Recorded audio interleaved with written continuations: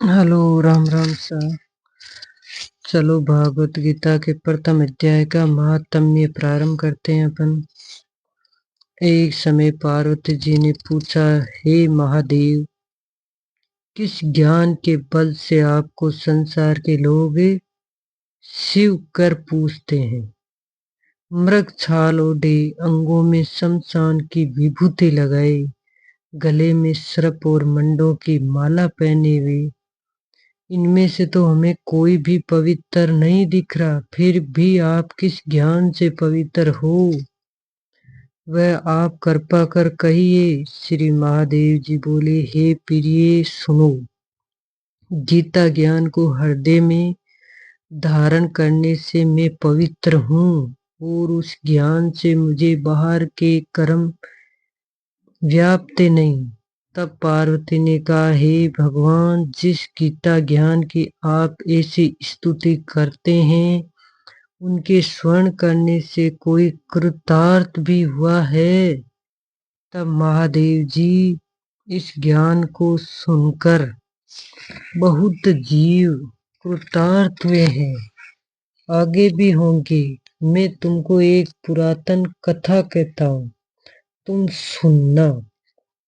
एक समय पाताल लोक में शेषनाग की शैया पर श्री नारायण जी नैन मूंद कर अपने आनंद में मगन थे। उस समय भगवान के चरण दबाती हुई लक्ष्मी ने पूछा, हे प्रभु, निंद्रा और आलस उन पुरुषों को सोती है, शोभा देती है जो तामसी है। फिर आप तो तीनों गुणों से अतीत हो, आप तो नेत्र मूंद रहे हो, ये मुझको बड़ा आश्चर्य है। श्री नारायण जी बोले, हे लक्ष्मी, मुझको निंद्रा आलस्य नहीं व्याप्त कर रहा है। एक शब्द रूप जो भगवत गीता है, उसमें जो ज्ञान है, उसके आनंद में मैं मगन रहता हूँ। जैसे 24 अवतार मेरे, उसमें जो रूप है, तैसे वह गीता शब्द रूप अवतार है। इस गीता में वह अंग है। 5 अध्याय मेरा मुख है, 5 अध्याय मेरी भुजा है, 5 अध्याय मेरा हृदय और मन है, 16वां अध्याय मेरा उदर है, 17वां अध्याय मेरी जंगा है, 18वां अध्याय मेरी चरण है। सब गीता के जो श्लोक हैं, सो मेरी नाड़ियां हैं, और जो गीता के अक्षर है, सो मेरे रोम है। ऐसा जो मेरा शब्द रूपी गीता ज्ञान है, जिसके अर्थ में हृदय में विचारता हूँ और बहुत आनंद प्राप्त होता है। श्री नारायण जी ने कहा, हे लक्ष्मी, गीता ज्ञान को सुनकर बहुत जीव को मुक्ति मिली है, सो तुम सुनो। शूद्र वर्ण का एक प्राणी था जो चंडालों के कृत कर्म करता था, तेल लवण का व्यापार करता था। उसने बकरी पाली। एक दिन वह बकरी चराने को बाहर गया, वृक्षों के पत्ते तोड़ने लगा तो वहां सांप ने डस लिया और वह तत्काल मर गया। मरकर उसने बहुत नरक भोगे। फिर वह बेल का जन्म पाया। उस बेल को भिक्षु ने मोल ले लिया। भिक्षु उस पर चढ़कर सारा दिन मांगता फिरता। जो कुछ मांग कर लावे, कुटुंब के साथ मिलकर खावे। वह बेल सारी रात द्वार पर बंधा रही, उसके खाने पीने की कोई खबर नहीं। कुछ थोड़ा सा भूसा उसके आगे डाल दे। जब दिन चढ़े, फिर वह बेल पर चढ़कर मांगने के लिए निकल जाए। कई दिन गुजरे तो वह बेल भूख का मारा गिर पड़ा, पर उसके प्राण नहीं छूटे। नगर के लोग देखा करे, कोई तीर्थ का फल दे, कोई व्रत का फल दे, पर उस बेल के प्राण छूटे नहीं। एक दिन गणिका आई। उसने मनुष्य से पूछा, ये भीड़ कैसी है? तो उन्होंने कहा, इसके प्राण जाते नहीं, अनेक पुण्यों का फल दे दिया तो भी इसको मुक्ति नहीं मिल रही है।